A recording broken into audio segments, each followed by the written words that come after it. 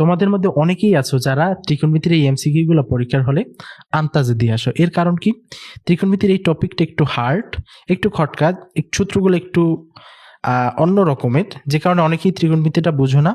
অনেকেই আছো এটা সৃজনশীলের জন্য স্কিপ করো, মানে তুমি সৃজনশীলের জন্য এটা পড়োই না।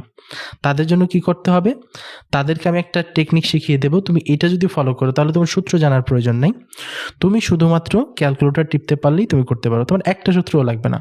তুমি যদি কোনোদিন ত্রিকোণমিতি কি সেটা নাও পড়ে থাকো, তাও তুমি এই টেকনিকটার সাহায্যে তুমি পুরো ত্রিকোণমিতির এই এমসিকিউটা করতে পারবে। ওকে, এখন আমি দেখাই কিভাবে করবো।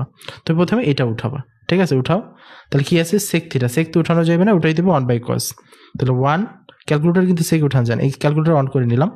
তারপরে যে 1/, তারপরে উঠাবা কস, এই কসই হচ্ছে সেক। তারপরে থিটা তো আমার এখানে নেই, তুমি উঠাবা এক্স, আলফা এক্স। ওকে, এরপর হচ্ছে প্লাস ট্যান থিটা, সরাসরি উঠাই যে ট্যান, তারপরে দাও এক্স আলফা এক্স।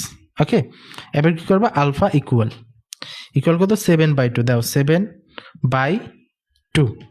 দেওয়ার পরে এবার এটাকে শিফট সলভ দিতে হবে, শিফট সলভ, ঠিক আছে, শিফট সলভ দিলাম।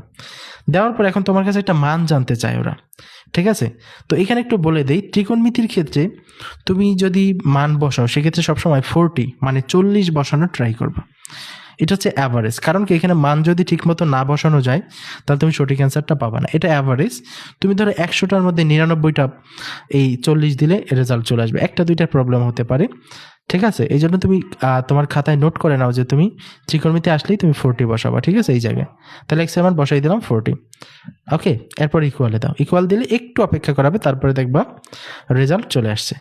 ওকে, দেখো এখন এই রেজাল্টটা চলে আসছে, এই যে রেজাল্ট চলে আসছে। এখন কি করবা, এটাকে কজের সাথে বসাই দেবো। তোমার কাছে কি কস থিটা জানতে চাইছে, তা তুমি লিখবা কস, তারপরে লিখবা আনসার, কস আনসার। ওকে, কজ আনসার লেখার পরে এরপর ইকুয়ালি টিপ দেবা, ইকুয়ালে দাও। দেখো কত আসছে, 28/53। তাহলে দেখো তোমার কিন্তু কোনো সূত্র জানা লাগলো না, তুমি শুধু ক্যালকুলেটর টিপে টিপে করতে পারলাম। তাহলে আমার উত্তর কোনটা, ক নাম্বারটা। আচ্ছা, ঠিক আছে। এবার কি করবা, 2 নাম্বারটা তুমি একটু নিজে করার ট্রাই করো, এবং করার পরে যে রেজাল্টটা আসে ওইটা আমাকে একটু কমেন্ট করে জানাও, আমি তোমার অ্যান্সারটাকে চেক করবো, দেখি তোমার রেজাল্টটা হয় কিনা।